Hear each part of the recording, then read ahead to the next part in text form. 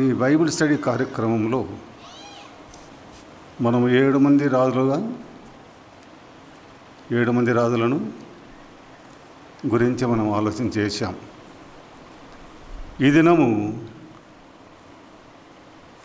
7 తర్వాత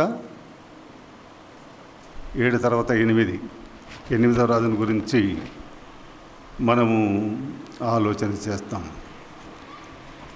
దేవుడు మనకిచ్చినటువంటి మేరలో దేవుడు మనకిచ్చినటువంటి ఆ దేవుని జ్ఞానాన్ని బట్టి దేవుని అడిగి మనం ముందుకు వెళదాం. మన రాజు 8వ రాజు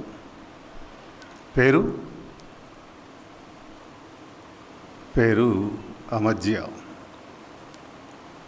ఈయన ఈ అమజ్యాని గురించి మనం ఆలోచన చేద్దాం. ఒక 5-10 నిమిషాలు, మరి ముందు కావచ్చు వెనుక కావచ్చు, టైం ఎట్లా మనకు కనబడదు కాబట్టి దాన్ని పూర్తి చేసుకున్నాం. ఇప్పుడు అమజ్యా రాజుని గురించి మనం ఆలోచన చేస్తున్నాం. ఈ అమజ్యా తండ్రి పేరు వచ్చేసి యవాసు. యవాసుని గురించి మనకు ఆలోచన చేశాం. గొప్ప గొప్ప విషయాలు అందులో మనకు కనబడ్డాయి. మరి తల్లి వచ్చేసి యెహోయాదా, గోత్రం యూదా. గోత్రం అయితే మారదు, చివరి రాజు వరకు గోత్రం అయితే మారదు.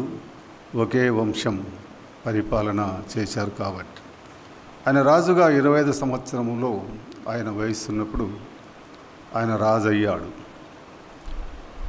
29 సంవత్సరాల పరిపాలన చేశాడు. ఆయన జీవించిన కాలం 54 సంవత్సరాలు, గుర్తుపెట్టుకోండి. తర్వాత ఈ యూదారాజు అమజ్యాని పరిపాలన గురించి మనం ఆలోచన చేయకముందు తన తండ్రిని గురించి మనం కొంతగా ఆలోచన చేస్తే, ఆయన జ్ఞాపకం చేసుకుంటే వాక్యములు మనకు ముందుకు వెళ్ళేదానికి అవకాశం ఉంటుంది. కాబట్టి కొద్దిపాటిగా తన తండ్రిని ఆలోచన చేద్దాం. ఇక్కడ అంటున్నాడు, పరిపాలన యూదారాజు అయినటువంటి అమజ్యా పరిపాలనలో ఆయన తండ్రిని విషయాలను మనము ఆలోచన చేసుకుంటున్నాం కొద్దిగా. ఈ అమజ్యా తండ్రి యవాసు జరిగించిన పరిపాలనలో దుష్ట కార్యమును బట్టి, గుర్తుంచుకోండి, ఈయన తండ్రి చేసినటువంటి దుష్ట కార్యములను బట్టి కొన్ని అవాంతరాలు జరిగాయి యెరూషలేం పట్టణంలో. ఆ అవాంతరాలు మరి లోటుపాటులతో రాజ్య పరిపాలన కొనసాగింది. ఆ తండ్రి చేసినటువంటి కార్యాలలో తండ్రి చేసినది కొడుకులకు వస్తాయి. అదే వంశపారంపరంగా ఈ రాజుల గ్రంథంలో చివరిదాకా ఆలోచన చేస్తే ఈ రాజుల పరిపాలనలో అలాగే కనపడుతుంది. ఆ తర్వాత ఈ దుష్టకారణను బట్టి మరి జరిగిన కార్యాలయమని ఒక విషయాన్ని మనము 2వ దినవృత్తాంతాల గ్రంథం 24వ అధ్యాయంలో 21వ వచనాన్ని జ్ఞాపకం చేసుకుంటున్నాం. ఈ యెహోయాదా కుమారుడు దేవుని ప్రతినిధి అయిన జకర్యాను చంపించను అని చూస్తున్నాం. యెహోయాదా వచ్చేసి యాజకుడు, ఆయన కుమారుడే జకర్యా. మరి వీళ్ళ మధ్యలో సంబంధము గతంలో మనం ఎరిగాం. ఈ యెహోయాదా యాజకుడు మరి పరిపాలనలో ఈయనను యవాసును ఎంత సహకరించాడు, ఎంతగా ముందుకు తీసుకొచ్చాడు అనేది విషయాలను మనం ఆలోచన చేసాం గతంలో. మరి అటువంటి ఆయన తండ్రిని, ఆయన కుమారుని ఏం చేశాడు? ఆయన చంపించాడు. ఈ జకర్యా చంపించాడు. ఆ కారణం చేత ఏమి జరిగింది అని మనం ఆలోచన చేస్తే అదే అధ్యాయంలో 24-25లో యూదారాజు యవాసు రోగి పడక మీద పడి ఉండగా రాజు యొక్క సేవకులు ఆయన దుష్ట పరిపాలనలో దుష్ట కార్యాలను బట్టి అక్కడున్నటువంటి సేవకులు ఆ పరిపాలన విరక్తి కలిగింది. ఆ పరిపాలన ఏ కోణంలో చూసినా, ఎక్కడ చూసినా ఆ పరిపాలనలో న్యాయమైన పరిపాలన, భయభక్తులు లేని పరిపాలన, దుష్ట పరిపాలన కొనసాగించిన వాడుగా ఉండగా ఆ పరిపాలన లోపాలను బట్టి ఆ కార్యాలు జరిగాయి. అక్కడున్నటువంటి వారిద్దరూ మరి ఏం చేశారు అని మనం ఆలోచన చేస్తే, సేవకులే జాబాద్ అనేవాడొకడు మరియు యెహోజాబాదు అనేవాడు ఇద్దరు ఏం చేశారంటే రాజును చంపారు. రాజును చంపేశారు. సేవకులే రాజును చంపారు. ఆ చంపిన తర్వాత అది ఎందుకు చంపవలసి వచ్చింది అంటే ఆయన దుష్ట కార్యాలను బట్టి అలా జరిగింది. తర్వాత ఏం జరిగిందని మనం ఆలోచన చేస్తే అక్కడ ఆ యూదారాజు యెహోవాసును చంపివేసిరి అని చెప్తాం. ఈ చంపివేసే దాని గురించి కొంత మనం ఆలోచన చేస్తే దైవ గ్రంథంలో ఆదికాండం 9:6 ఏముంది? 9:6 ఏముంది? ఇక్కడ అంటాడు కదండి, 9:6 నరుని రక్తం చిందించు వారి రక్తము నరుని వలనే చిందించబడును అని దైవ గ్రంథం సెలవిస్తుంది. దానికి ప్రతిఫలం నరుని రక్తం చిందించిన వారి రక్తం నరువులను చిందించబడుతుంది అని దైవ గ్రంథంలో వ్రాయబడింది. అదేవిధంగా సంఖ్యాకాండంలో కూడా మనం ఆలోచన చేస్తే ఆ సంఖ్యాకాండంలో ఏమంటాడంటే 35వ అధ్యాయంలో 33వ వచనంలో నరహత్యను గురించి తెలియజేస్తాడు. ఈ నరహత్య చిందించిన రక్తము నిమిత్తము చిందించిన వాని రక్తము వలనే ప్రాయశ్చిత్తము జరుగును అంటాడు. ఆ రక్తము చిందించిన వాని రక్తం వలనే ప్రాయశ్చిత్తం జరుగునని దేవుని గ్రంథం సెలవిస్తుంది. దేవుని గ్రంథం సెలవిస్తుంది. అదే జరిగింది ఈ యొక్క రాజు విషయములో, యెహోవాసు విషయములో. ఆయన జరిగించిన కార్యాలను బట్టి, తన తండ్రి జరిగించినటువంటి కార్యాలను బట్టి అదేవిధంగా దైవ గ్రంథంలో జరిగినట్టుగా మనం చూస్తాం. ప్రియులారా, ఇక్కడ గమనించినట్టయితే దేవుని వాక్యం యూదారాజు అయినటువంటి అమజ్యా పరిపాలన ప్రారంభం. యూదారాజైన అమజ్యా పరిపాలనలో మనం ఆలోచన చేస్తే ప్రారంభంలో చూస్తే తన ముందు పరిపాలించిన తండ్రులు ఆ కార్యాలను ఎరిగిన వాడై ఉన్నాడు. ఈ అమజ్యా తన తండ్రులు చేసినటువంటి కార్యాలను, అన్ని విషయాలను, మంచివి చెడ్డవి అన్నిటినీ ఎరిగిన వాడై ఉన్నాడు. తెలియని వాడుగా లేడు కానీ ఎరిగిన వాడుగా ఉన్నాడు. చూశాడు, జరిగిన విషయాలను కూడా గమనించాడు. ఆయనకు రాజుగా లేడు కాబట్టి, ఆయన కుమారుడు ఉన్నాడు కాబట్టి, ఆయనకు అధికారం లేదు కాబట్టి ఉండిపోయాడు. కానీ అన్ని విషయాలలో రాజైన అమజ్యా పరిపాలన చేసేటప్పుడు అన్నీ మునుపు అన్నీ ఎరిగిన వాడే. ఆ ఎరిగిన వాడు పరిపాలన చేస్తున్నాడు. ఎరిగినవాడు రాజైన యూదారాజైనటువంటి అమజ్యా పరిపాలన మరి చేస్తున్నట్టుగా మనం చూస్తున్నాం. ఈ 2వ దినవృత్తాంతాల గ్రంథం 25వ అధ్యాయంలో 1 నుంచి 4 వచనాల వరకు మనం దైవ గ్రంథాన్ని చూసినట్టయితే అక్కడ వ్రాయబడిన మాటలు, రాజైన అమజ్యా దేవుడైన యెహోవా దృష్టికి యథార్థంగా ప్రవర్తించాడు.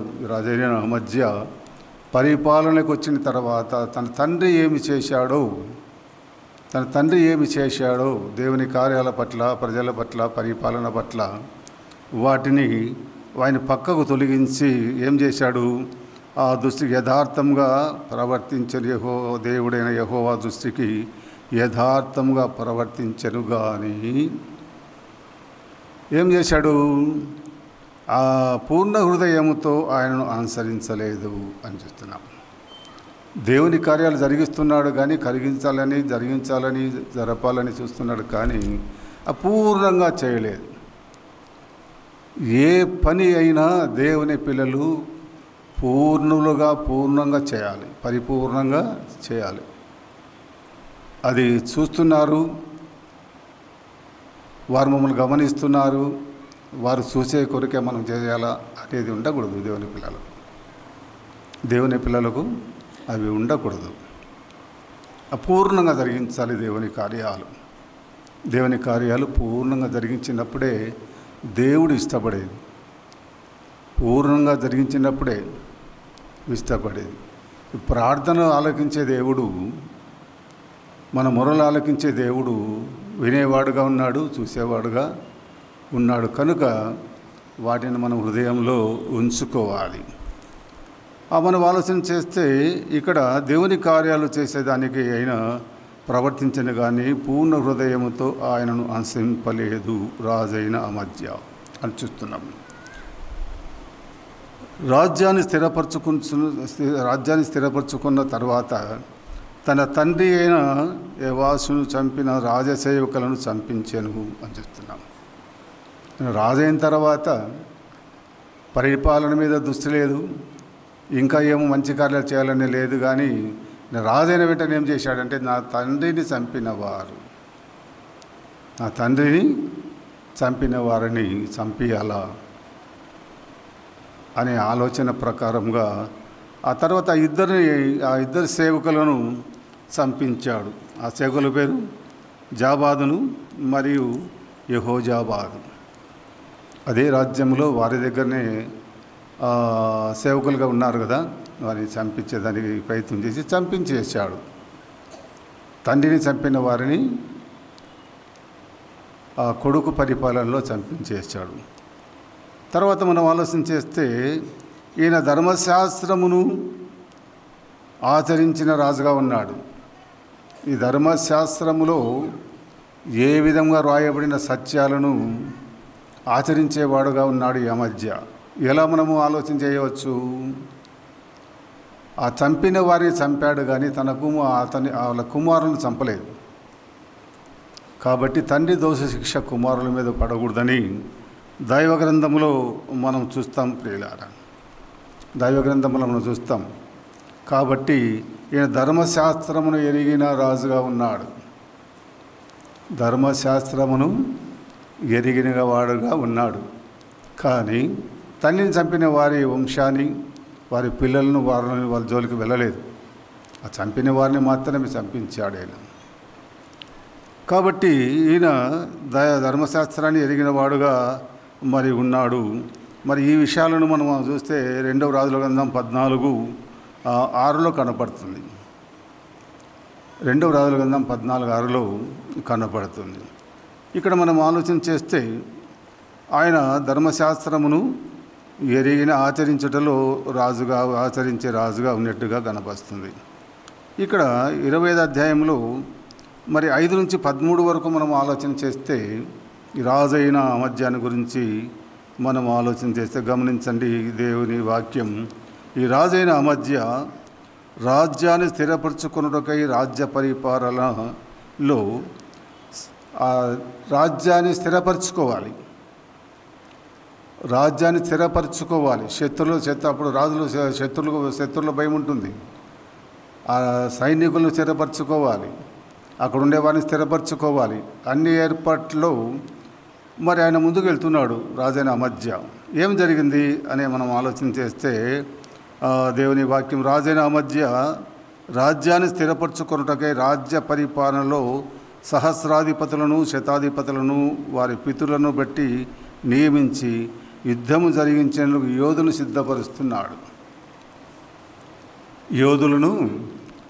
సిద్ధపరుస్తున్నాడు. అంటే ఆ పరిపాలనలో రాజ్యాన్ని స్థిరపరచుకోవాలి. ఆ రాజ్యం మీదకి శత్రువు వచ్చినా కూడా మన వారిని మనం స్థిరపరచుకోవాలి, బలపరచుకోవాలనే ఉద్దేశం మరి కలిగిన వాడుగా ఉన్నట్టుగా మనము ఈ వాక్య భాగాలను బట్టి మనము ఆలోచన చేసుకోవచ్చు. దానికి దేవుని పిల్లలు కూడా ఇంటి విషయంలో అయితేనేమి, పిల్లల విషయంలో అయితేనేమి, సంఘం విషయంలో అయితేనేమి బాధ్యతలు కలిగి ప్రవర్తించాలి. నా ఇండ్లు, నా పిల్లలు నా ఊరు, నా గ్రామము, నాకు కలిగినవి ఉన్నాయి కాబట్టి ఇంకెందుకు లేనిది ఉండరాదు. దేవుని పిల్లలకు ప్రేమించే గుణం ఉండాలి. దేవుని పిల్లలకు ప్రేమించే గుణం ఉండాలి. దేవుడు కోరుకునేది ప్రేమే.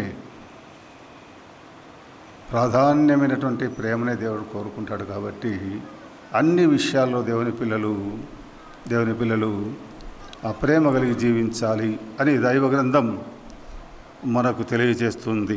ఇప్పుడు మనం ఆలోచన చేస్తే ఆ ఏర్పాటు ప్రకారం ఆయా రీతిలో ఆయన ఆయుధములు ధరించి యుద్ధానికి ఆ రాజ్యములో 3 లక్షల మందిని ఏర్పాటు చేశాడు.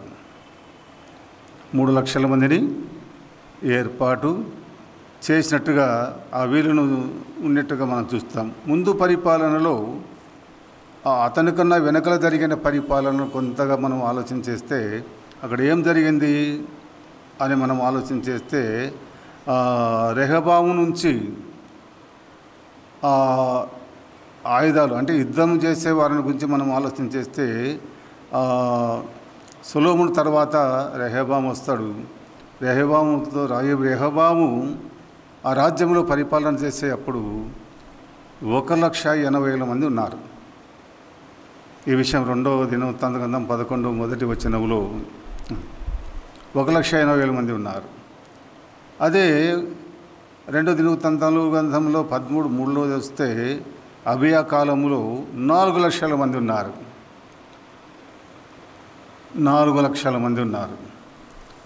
తర్వాత ఆశాకాలంలో మనం చూస్తే 5,80,000 మంది ఉన్నారు. మరి యెహోషాపాతు కాలంలో 11,60,000 మంది ఉన్నారు. అభివృద్ధి జరిగింది.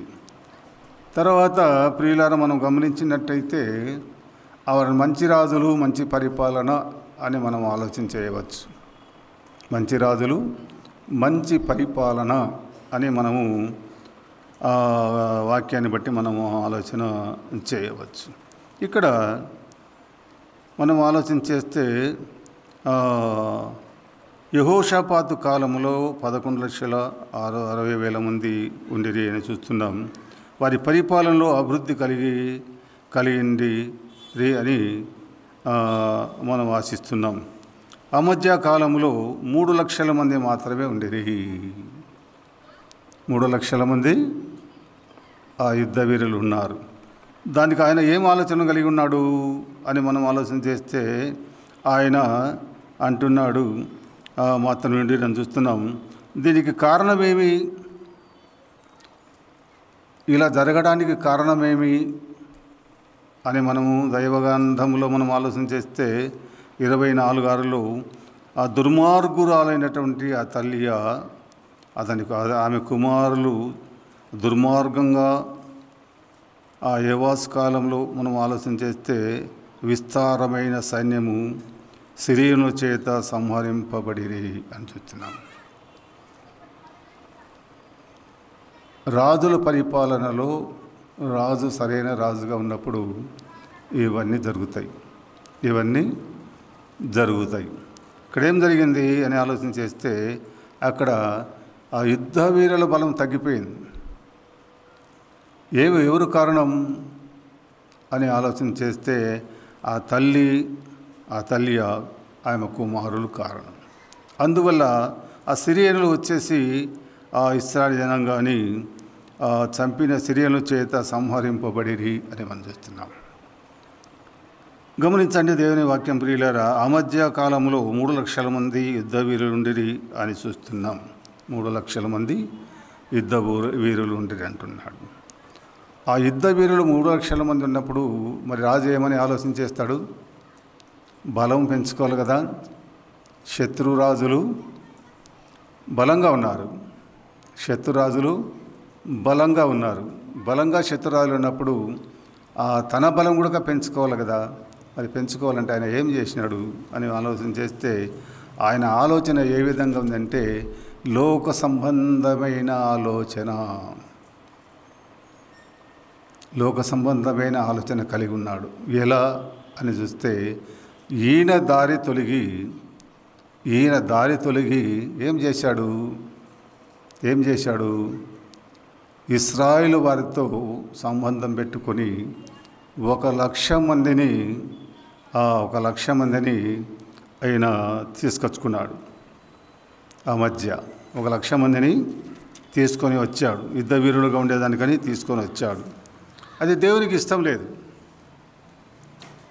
దేవుడు ఎక్కడ ఏ సందర్భంలో కానీ ఎక్కడ శత్రులతో ఏకీభవించడు కానీ తన పిల్లలు చేసి ఇతరుల గురించి ఆశ్రయించడు కానీ అది దేవునికి ఇష్టం లేదు. కనుకనే ఏమి జరిగింది అని మనం ఆలోచన చేస్తే చూడండి, దేవుని వాక్యం 1,00,000 మంది యుద్ధ పరాక్రమశాలను 200 మనుగుల వెండికి కుదుర్చుకున్నాడు అమజ్యా. ఈ అమజ్యా తనకున్నటువంటి 3 లక్షల మందిని పెట్టి ఇంకొక 1,00,000 మందిని తెచ్చుకున్నాడు. ఇంకొక 1,00,000 ఇశ్రాయేల్ జనాంగాన్ని 200 మనుగుల వెండికి ఆయన కుదుర్చుకున్నాడు. కానీ దేవుని వాక్యం ఏం సెలవిస్తుంది? కీర్తన 33:16 ఏముంది? కీర్తన 33వ కీర్తన 16వ చరణంలో దైవవాక్యం ఇలా సెలవిస్తుంది, ఏ రాజును సేనాబలము చేత రక్షింపబడడు. దేవుని గ్రంథంలో వ్రాయబడిన మాట, ఏ రాజును సేనాబలము చేత రక్షింపబడడు, ఏ వీరుడును అధిక బలము చేత తప్పించుకొనడు అని చెప్తున్నాడు. అది దేవుని కృప ఉండాలి. నీకు ఎంత బలం ఉన్నా, ఎంత కలిమున్నా, ఎంత యుద్ధ వీరులున్నా, ఏమున్నా దేవుని కృప లేనిదే విజయాలు. దేవుని కృప లేకుండా బలవంతులైన వారు కూడా దైవ గ్రంథంలో బలవంతులు కాలేదు. వారి బలము, వారి ఇది దేవుని ముందర, దేవునికి విధేయత చూపకపోతే వారి కార్యాలు సఫలం కావు.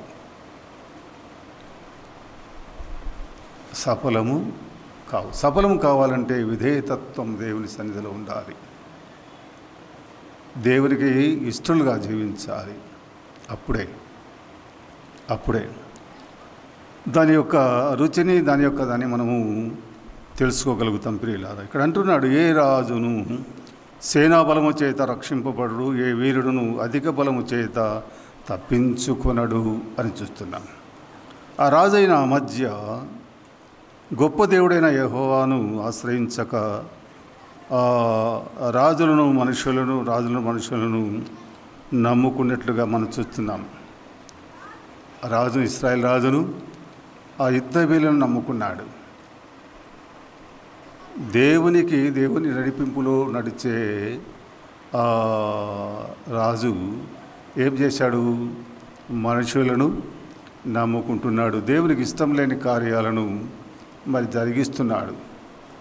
దేవునికి ఇష్టం లేని కార్యాలను అవి కోరుకుంటున్నాడు. అక్కడ ఆశ్రయించే రాజును మనుషులను నమ్ముచున్నాడని మనము దైవ గ్రంథంలో చూస్తున్నాం. ప్రియులారా, ఇంకొక మాట 118వ కీర్తన 8-9లో మనం ఆలోచన చేస్తే, రాజైన అమజ్య లోకబలమును కోరుచుండగా అని చూస్తున్నాం. వాటిని ఆశించకూడదనే దైవవాక్యం సెలవిస్తుంది. కానీ ఏనేం చేస్తున్నాడు? వాటిని ఆశిస్తున్నాడు. అమజ్య లోకబలమును కోరుచుండగా చూస్తున్నాడు. అమజ్య లోకబలాన్ని, లోకస్నేహాన్ని, లోకబలంలో ఉండాలని ఆశిస్తున్నాడు. ఆ బలము చేత ఆయన విజయం పొందునొచ్చే దృక్పథం కలిగి ఉన్నాడు రాజైన అమజ్య. మరి తర్వాత మనం ఏం జరిగిందని మనం చూస్తే 125వ అధ్యాయంలో 7-9 వచ్చిన మనం గమనిస్తే, దేవుని దైవజనుడు ఆ కార్యం ద్వారా జరిగే విపత్తునుగా తెలియజేస్తున్నాడు. అప్పుడు దేవునికి ఇష్టపడిన కార్యాన్ని జరిపిస్తున్నాడు. కనుక దేవుడు ఏం చేశాడు? దేవుని ప్రతినిధిని అమజ్య దగ్గరికి పంపించాడు. నాయనా, నువ్వు తప్పు చేస్తున్నావు, ఇది నువ్వు చేసేది మంచి పని కాదు. నువ్వు ఎవరిని ఆశ్రయించాలో, ఎవరి సన్నిధిలో నువ్వు ఉండాలో, నువ్వు వారితో ఉన్నప్పుడే నువ్వు విజయం పొందుతావు. ఇది మంచి పద్ధతి కాదని చెప్పి తెలియజేస్తున్నాడు. మరి ఎన్నో మార్లు మనతో కూడా దేవుడు చెప్తాడు, ఎన్నో మార్లు కూడా దేవుడు చెప్తాడు. సొలొమోనుతో చెప్పాడు కదా, దావీదుతో చెప్పాడు కదా, అందరితో చెప్పాడు. ఆయన మనతో కూడా చెప్తాడు ఇది మంచిది కాదు అని. కానీ దేవుని మాటలు మనము ప్రాధాన్యత ఇయ్యక కొన్ని మనము తెచ్చుకుంటాం. స్వతహాగా మనం తెచ్చుకునేటివి కూడా కొన్ని ఉన్నాయి, లేకపోలేదు. కాబట్టి ప్రియులారా, మనం ఆలోచన చేస్తే ఇక్కడ 7 ఆ దేవుని దైవజనుడు ఆ కార్యం ద్వారా జరిగే విపత్తును తెలియజేస్తున్నాడు. అయ్యా, నీకు కావలసిన బలం ఏమి కావాలి? ఆ బలమును కోరుకోవాలి, కానీ ఈ బలమును కోరుట, వాళ్ళని పోయి ఆశ్రయించుట మంచిది కాదు అని ఆ దేవుని ప్రతినిధి అయినటువంటి దైవజనుని మాటలు అక్కడ తెలియజేసినట్టుగా మనం చూస్తున్నాం ప్రియులారా. ఇక్కడ ఏమని అని మనం చూస్తే 10-13 వరకు చూస్తే, దైవజనుని మాటలు విని నడిచి శత్రువుల మీద జయముందిన రాజు ఈ అమధ్య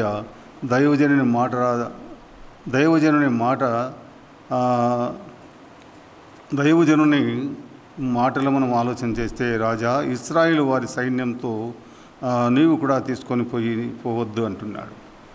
నీ సైన్యముతో ఆ ఇశ్రాయేలీలు కలిసి నీవు 200 మనువులు 2,000 మనువులు 200 మనువులను వెండినిచ్చి కొన్నావు కదా, వారితో నీ సైన్యంతో కలిపి నువ్వు వెళ్ళకూడదు, వారిని ఉంచుకొని నువ్వు యుద్ధం చేయకూడదు అని దేవుని మాటలు అక్కడ తెలియజేయబడుతున్నాయి. దేవుని ప్రతినిధి ద్వారా తెలియజేయబడుతున్నాయి. కాబట్టి దైవజనుని మాట విని నడిచి శత్రువుల మీద జయముందిన రాజు అమధ్య దైవజనుని మాట రాజు ఇశ్రాయేలు సైన్యముతో కూడా తీసుకొని పోవద్దు అన్నాడు. ఆ మాటకు విధేయత చూపించిన వాడు అమధ్య. దైవజనుని మాట తిరస్కరించలేదు, దైవజనుని మాటను ఆయన విశ్వసించాడు. అంటే విధేయతత్వం కలిగినటువంటి రాజు అమధ్య. విధేయతత్వం కలిగిన వాడు అమధ్య.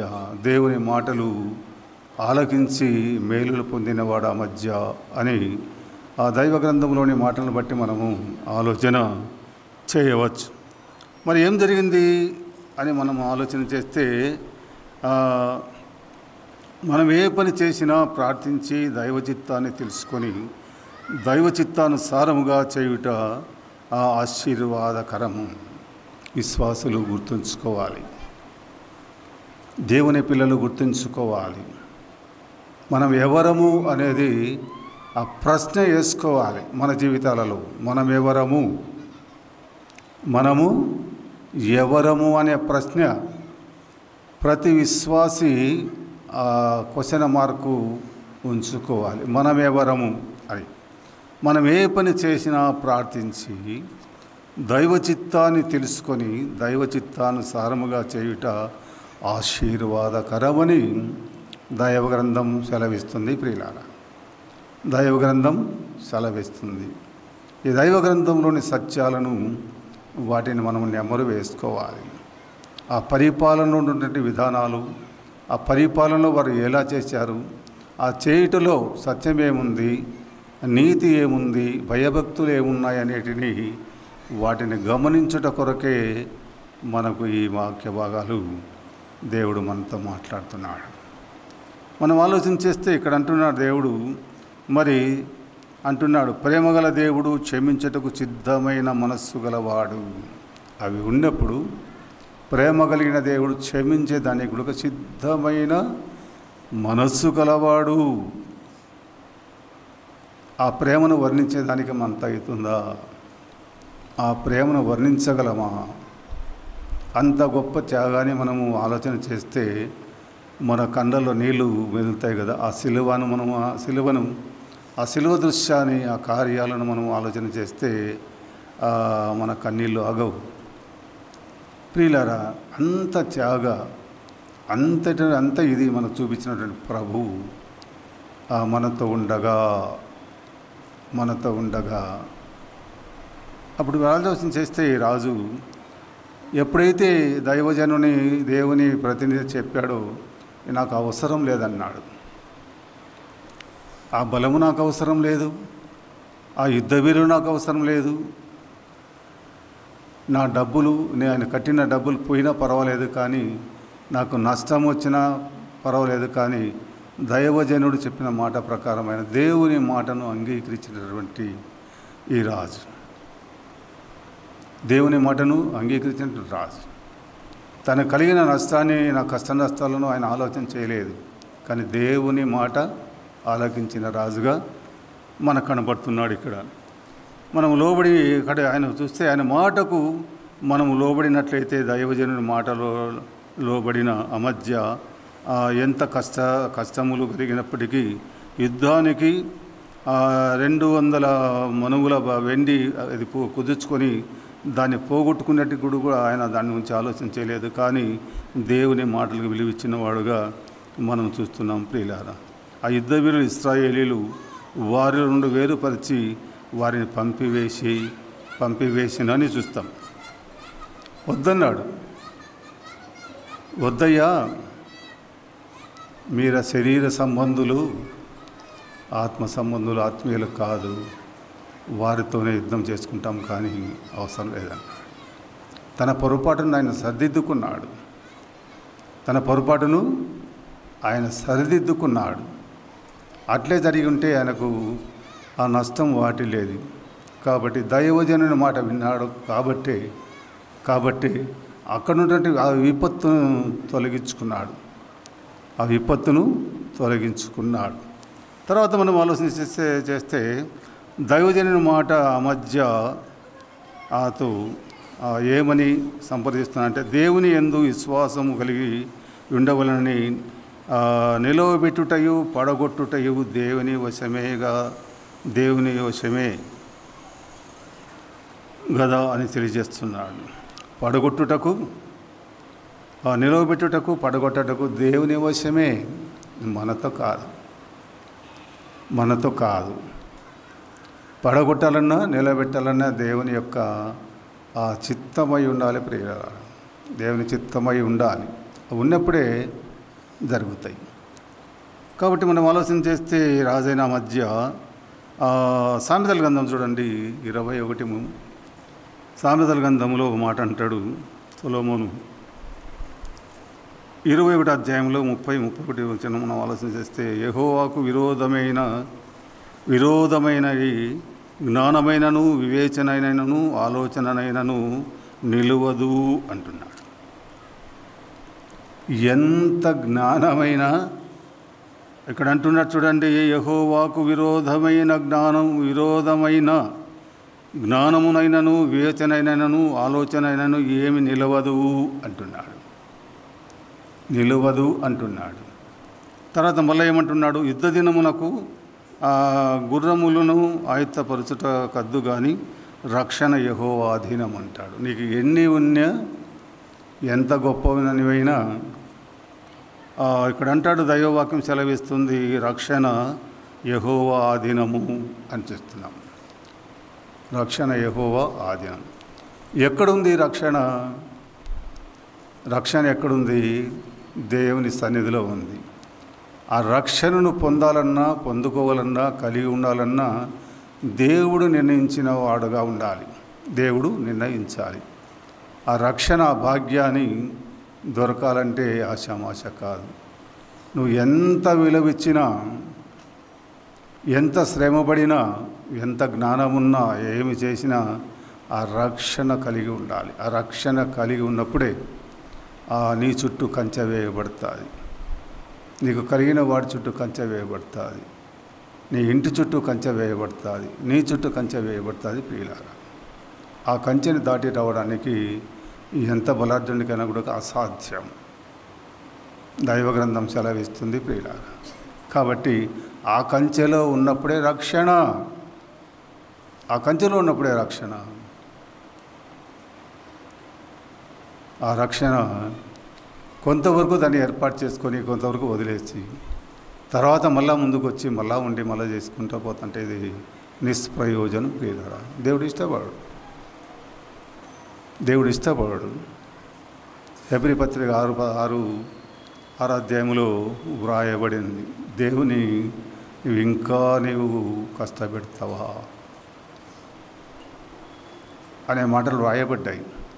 దైవ గ్రంథంలో దేవుని రక్షణ కొనసాగించుకోవాలి, కానీ వాటిని సంతోషం కలిగినప్పుడు తలుచుకోవడము, దుఃఖం వచ్చినప్పుడు దాన్ని వదిలేయడము అటువంటి దేవునికి ఇష్టం లేదని దైవ గ్రంథంలో మనం చూస్తున్నాం. ఇక్కడ అంటున్నాడు, యెహోవాకు విరోధమైన జ్ఞానమైనను వివేచనైనను ఆలోచన అయినను నిలవదు.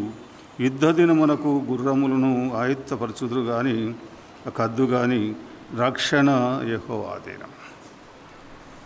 ఎంత ఉన్నా రక్షణ లేకపోతే ఉపయోగం లేదు ప్రియ, ఉపయోగం లేదు. కాబట్టి ఆ రక్షణలో కొనసాగాలంటే మన కార్యక్రమాలు మన యొక్క ఎలా ఉండాలి, మనం చేసే ప్రార్థనలు, విజ్ఞాపనలు, దేవుని సన్నిధిలో మనం ఎలా గడుపుతున్నాం, మన జీవితాలు ఎలా ఉన్నాయి, అసలు మనం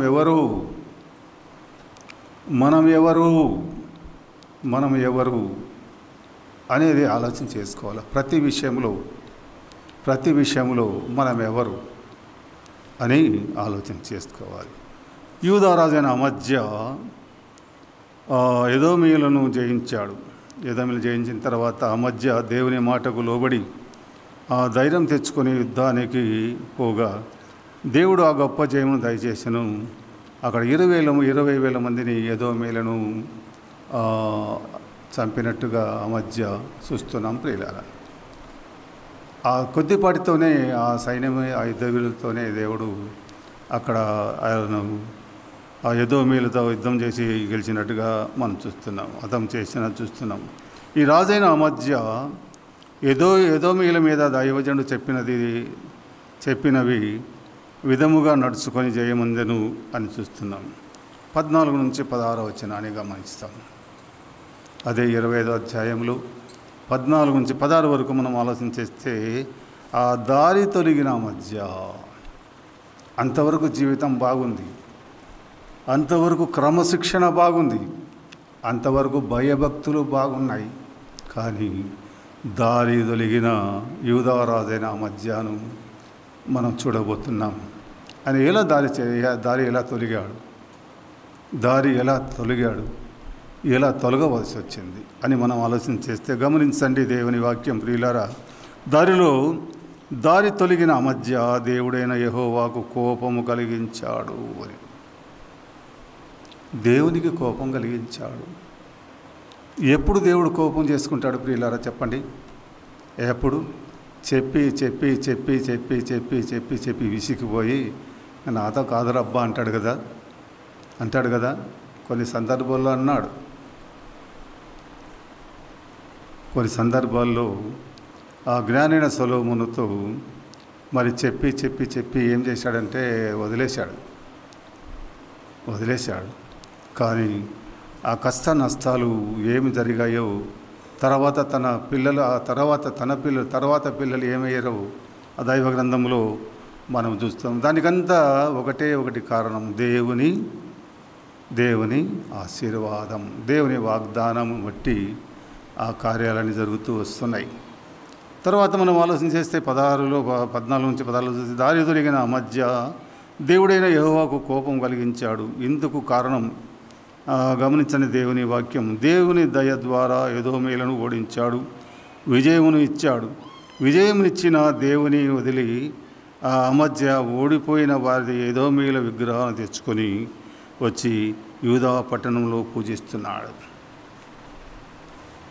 ఈ అమజ్య రాజు ఎదోమీయులను ఓడించాడు కానీ వారి దేవతలను, వారి విగ్రహాలను తెచ్చుకొని యెరూషలేము పట్టణంలో పూజిస్తున్నాడు అమజ్య. చూడండి ఎంత విచారము. అన్నీ తెలిసిన వాడే, అన్నీ తెలిసిన వాడే, రాజు, అన్నీ తెలిసిన వాడే. కానీ ఈయన ద్వారానే ఓడిపోయిన ఎదోమేల దేవతలను తెచ్చుకొని ఆ యెరూషలేము దేవుడు కోరుకున్నటువంటి యెరూషలేము పట్టణంలో విగ్రహారాధనకు కారకుడయ్యాడు.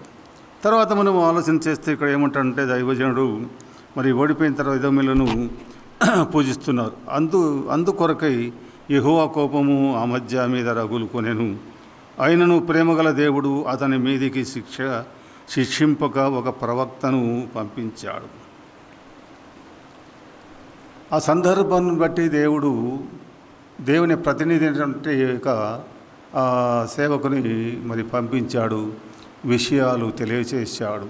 కానీ ఆ దైవజనుని మాటలు ఆలకించని అమజ్యా, దేవుని ప్రతినిధి మాటలు ఆయన ఆలకించలేదు. దేవుని ప్రతినిధి మాటలు ఆయన ఆలకించి తోసివేశాడు. దేవుని మాటలను తోసివేసినటువంటి ఆలకించని అమజ్యాను గురించి మనం చూస్తున్నాం. ధర్మశాస్త్రంలో వ్రాయబడిన మాటలు మనం ఆలోచన చేస్తే ద్వితీయోపదేశ కాండంలో మోషే అంటాడు. ద్వితీయోపదేశ కాండంలో ఈ సందర్భాన్ని బట్టి ఒక మాట వ్రాయబడింది.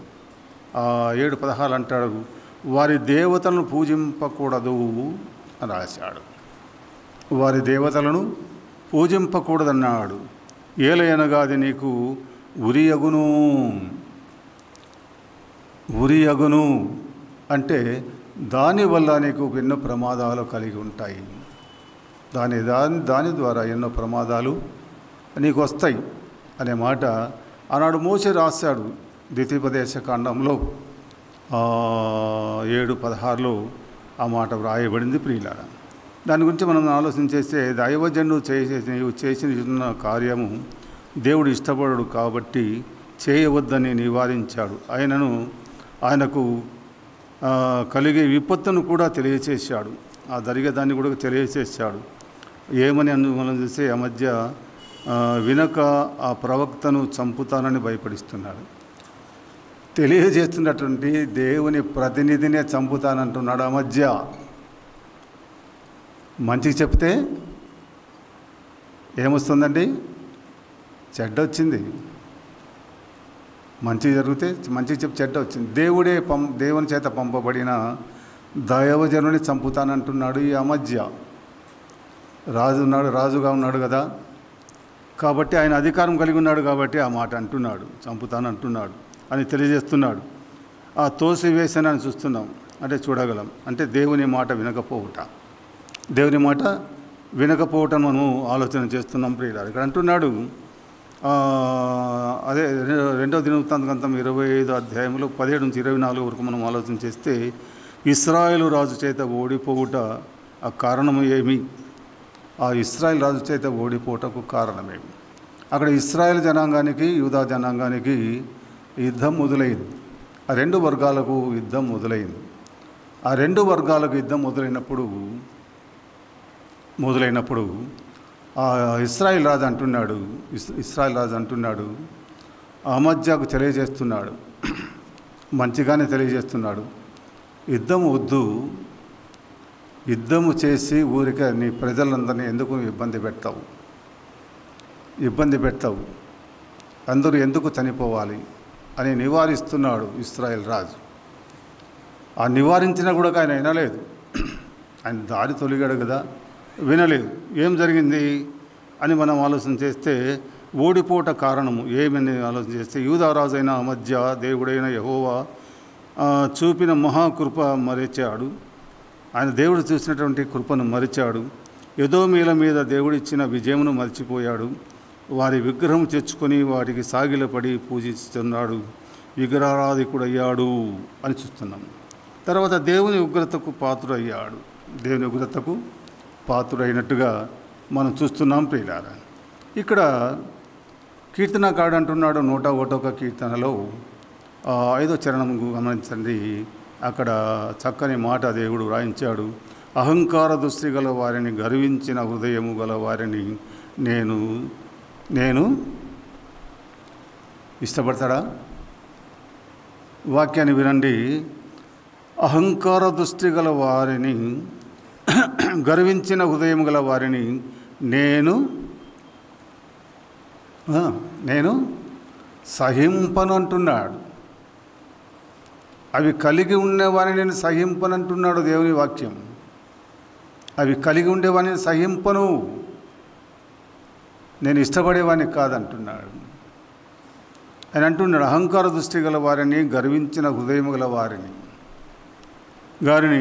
నేను సహింపని అంటున్నాడు. మరి 6వ చరణంలో అంటున్నాడు, ఆ వచనం 6వ చరణం గమనిస్తే, నిర్దోష మార్గమందు నడుచువారు నాకు పరిచారకులగుదురు. నిర్దోష ఏమంటున్నాడు? నిర్దోష మార్గమందు నడుచువారు నాకు పరిచారకులగుదురు అంటున్నాడు. ప్రియులారా, ఎటువంటి వారిని దేవుడు కోరుకుంటున్నాడు?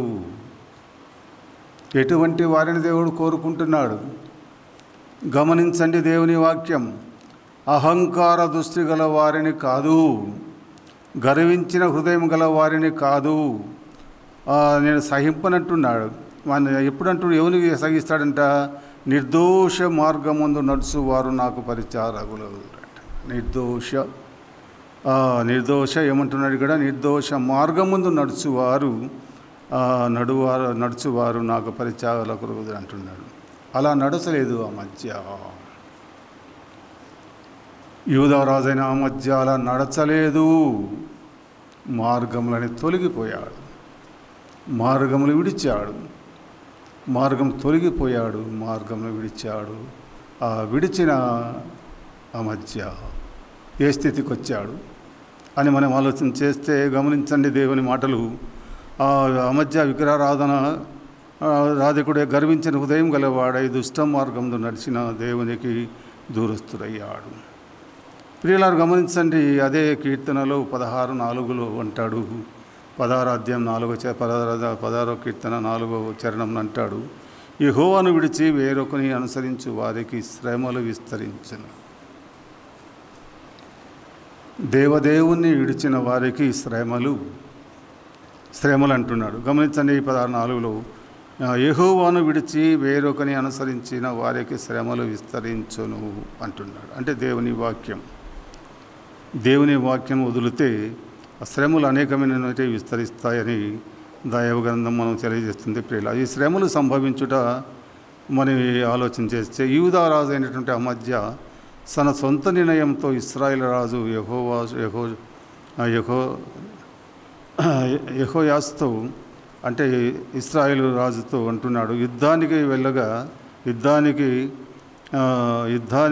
వెళ్ళగా ఇశ్రాయేలు రాజు యుద్ధము వద్దు, దీని కారణం చేత నీవు నీ ప్రజలను జయముందరని చెప్తున్నాడు. కానీ వినక యుద్ధం చేసి ఓడిపోయిన వాడని మనము గమనిస్తున్నాం. ప్రియులారా, అక్కడ ఆలోచన చేస్తే యుద్ధం వద్దని చెప్పాడు.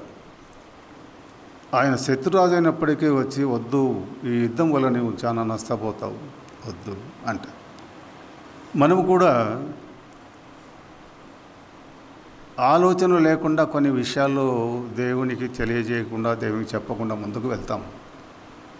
అది శ్రమలకే కారణం.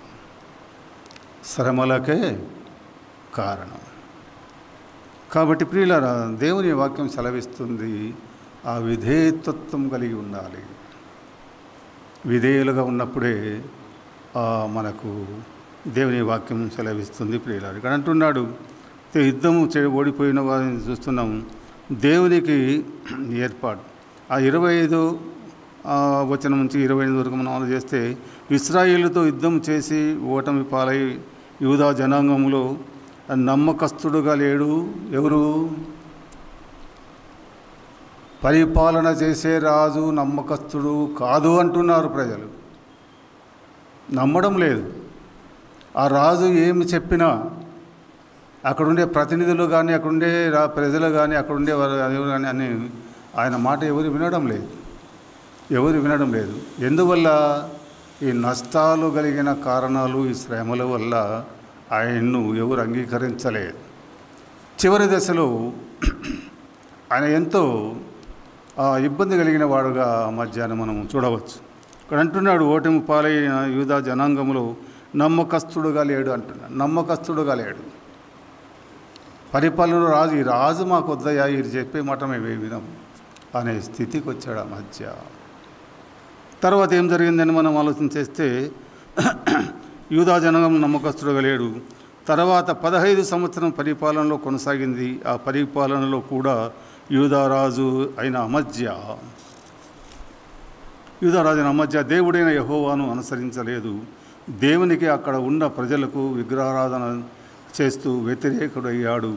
యెరూషలేములో ఉన్న ప్రజలు రాజు మీద తిరుగుబాటు చేశారు. తిరుగుబాటు స్థితికి వచ్చింది. దేవుడు కోరుకున్న యెరూషలేము పట్టణం, దేవుడు ఆశించిన కార్యాలు, దేవుడు తలపోసిన విషయాలను ఆ యెరూషలేము పట్టణం అపవిత్ర పాలైంది. విగ్రహారాధన. ఎక్కడ చూసిన బలిపీఠాలు, ఎక్కడ చూసిన విగ్రహారాధన. దేవుడు కోరుకున్నటువంటి పవిత్రమైనటువంటి ఆ యెరూషలేము పట్టణం విగ్రహారాధనతో నిండిపోయింది పిల్లారా. దానికి కారణం ఆ పరిపాలనా విధానాలే కారణం. ఆ పరిపాలనా విధానాలు, ఆ పిల్లర్స్ ఎప్పుడైతే బలహీనమవుతాయో, ఆ పిల్లర్స్ ఎప్పుడైతే బలహీనమైపరచబడతాయో, ఎప్పుడైతే వాటి బలం పోతుందో, ఎప్పుడైతే ఆ సాతానుడు ఎప్పుడైతే గన ఎంటబడతాడో ఆ స్థితిలో ఉండకూడదు. తర్వాత ఏం జరిగింది అని మనం ఆలోచన చేస్తే, రాజరికం ఇది చేస్తున్న పారిపోతున్నాడు అమజ్య. ప్రజలే తిరగబడినారు, ప్రజలే అంటబడినారు చంపుతామని. తప్పించుకొని పారిపోతున్నాడు రాజే పారిపోతున్నాడు. ఎక్కడ పారిపోయాడు, ఏం జరిగిందని మనం ఆలోచన చేస్తే, ప్రజలు తిరుగుబాటు చేశారు. మరి అటువంటి పరిస్థితుల్లో అమజ్య లాకీషుకు వెళ్ళి దాక్కున్నాడు. లాకీషు ఈ రెహబాము కాలంలో కట్టబడినటువంటి ఆ ప్రాకారం, రెహబాము కాలంలో మొదటి రాజు కట్టబడిన ప్రాకారాలు, అక్కడ పోయి దాపెట్టుకున్నాడు రాజైన అమజ్య. అక్కడ పోయి దాపెట్టుకున్నాడు. కానీ దేవుడు అనుకుంటే అది ఎంత సేఫ్టీ ప్లేస్ ఎట్లయితుంది, అక్కడ కాపాడేవారు ఎవరు ఉంటారు, ఎవరు లేరు. దేవుని చిత్తమైతేనే కదా కాపాడేది. కాబట్టి ఏం జరిగిందని మనం ఆలోచన చేస్తే, అమజ్య లాకీషు వెలిగి దాక్కున్నటకు వెళ్ళాడు. మరి ఈ లాకీషు మరి రెహబాం కాలంలో 13 ప్రాకారాలు కట్టిన దానిలో ఇదొకటి అని చూస్తాం. అక్కడ ప్రజలు ఆ లాకీషుకు వెళ్ళి అమజ్యాన్ని చంపి యూదా పట్టణంకు తీసుకొని వచ్చేది. ప్రజలే పోయి ఆయన ఉండకూడదు, ఈ అమజ్య ఉండకూడదు, ఈ రాజు ఉండకూడదు అని ఆలోచన చేసి అక్కడికి వెళ్ళి వాళ్ళు లాకీషుకు వెళ్ళి ఏం చేశారు, అమజ్యాను చంపి యూదా పట్టణం తీసుకొని వచ్చిరి అని చూస్తున్నాం. మరణం తప్పించేవాడు దేవుడే, కానీ దేవుడు తప్పించలేదు. దేవునికి ఇష్టం లేదు. ప్రియులారా గమనించండి దేవుని వాక్యం. ఆ కీర్తనకారుడు అంటాడు 33వ కీర్తనలో 18-19 అంటాడు, యెహోవా దృష్టి ఆయన యందు భయభక్తులు గల వారి మీదను, ఆయన కృప కొరకు కనిపెట్టు వారి మీదను నిలుచుచున్నది అని చూస్తున్నాం. యూదారాజు అమజ్య పరిపాలన ముగిసిపోయింది.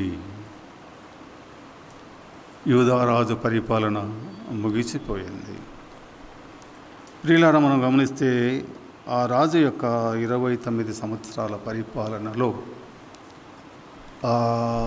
జరిగిన విషయాలను దేవుడు మన ముందు ఉంచాడు. వాటిలో ఉన్న సత్యాలు, వాటిలో ఉన్నటువంటి దేవుని బలమైన మాటలు, ప్రేమ కలిగిన మాటలు, ఉద్యమం కలిగించే మాటలు, పురిగొలిపే మాటలు, క్రమపరిచే మాటలు. ఈ సందర్భంలో దేవుడు అనేక విషయాలు దేవుడు మనతో మాట్లాడాడు. మనం ఎలాంటి జీవితంలో ఉన్నాం, అదే మనం ముందు అనుకున్నాం కదా, మనం ఎవరని ఆ మార్కును మనం ఎప్పుడైతే దాన్ని గ్రహిస్తామో, ఆ ట్రేడ్ మార్క్ ఎప్పుడైతే మన మీద ఉంటుందో ప్రతి విషయంలో జ్ఞాపకం వస్తుంది. తర్వాత ఏం జరిగింది, అమజ్య పరిపాలన ముగిసింది. ఈ అమధ్య 25 సంవత్సరాలు వయసులో రాజు అయ్యాడు. మరి పరిపాలన 29 సంవత్సరాలు జరిగించాడు. ఎన్ని సంవత్సరాలు బతికాడు? 54 సంవత్సరాలు లోకంలో జీవించాడు. 54 సంవత్సరాలు ఈ లోకంలో జీవించాడు ప్రియులారా. చివరి దశలో ఆయన దారి తొలగాడు. అన్నీ ఎరిగిన వాడే, సత్యాలను ఎరిగిన వాడే, ధర్మశాస్త్రం ఎరిగిన వాడే, దైవ గ్రంథంని ఎరిగిన వాడే, దేవుని కార్యాలు ఎరిగిన వాడే, దేవుని క్రియలు ఎరిగిన వాడే, దేవుని మేలులు కనులారా చూసిన వాడే. కానీ దారి తొలగాడు అమధ్య. ఈ అమధ్య మరించగా తన కుమారుడైన ఉజ్జియాను 16 సంవత్సరం 16 ఏట ఆయన యూదారాజులందరూ ఆయన తీసుకొని వచ్చి తన తండ్రి అమధ్యకు బదులుగా రాజుగా నియమించిరి. మరి మన 9వ రాజు గురించి ఆలోచన దేవుని చిత్తమైతే మరి ఒకసారి మనం ఆలోచన చేద్దాం. దేవుడు తన మాటలను దీవించుగాక.